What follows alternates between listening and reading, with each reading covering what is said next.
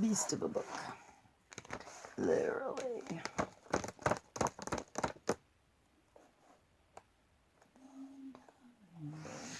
It's like medieval story hour.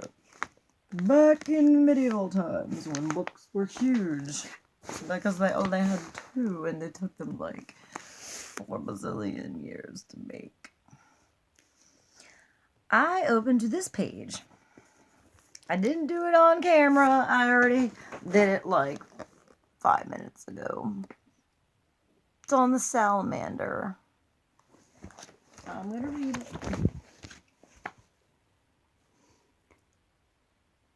Of all the amphibious creatures known in medieval thought, one has a unique legend, the salamander. Peely believed it had the power to extinguish fire due to the coldness of its body. Based on this piece of misinformation, medieval bestiaries perpetuated the belief that the salamander could combat fires. Less favorably, it was believed to produce a very noxious venom. If the salamander bit into the one fruit on a tree, the other fruits would become fatally poisoned. Similarly, if it fell into a well, the water would be contaminated.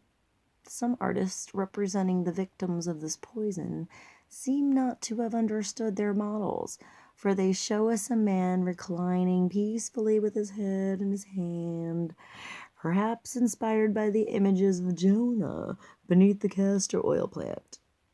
Ooh, castor oil is very important to know about. There's a lot of remedies in that. The salamander's supposed ability to quench fire was expanded to the allegorical meaning in his Bestiaire divin. Gutoulami, Le Cercle, explains that it symbolizes the 3 Israelites in the fiery furnace, Daniel 3:8-3:30. The salamander also symbolizes the righteous man who masters his passions, particularly lust.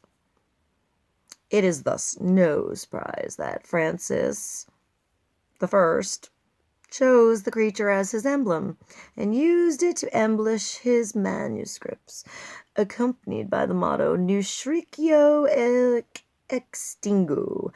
Power over fire also contributed to the salamander's status as a Christological figure, symbolizing both the Savior's victory over the flames of hell and his burning love for all humanity. The salamander has equal mastery over both aspects of fire, good and evil. Finally, in a strange transition in Richard de Fournivel's Bestiaire d'Amour, the salamander becomes a white bird that feeds only on fire. This metamorphosis echoes other associations and connections that were widespread in medieval thought.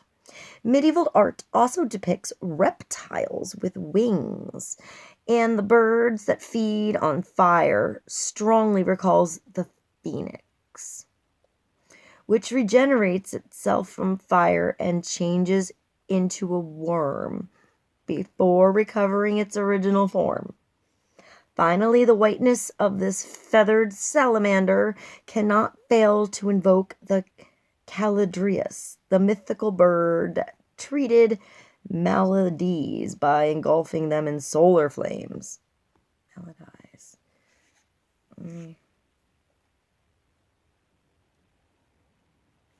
It's pretty intense. Let me show you this picture.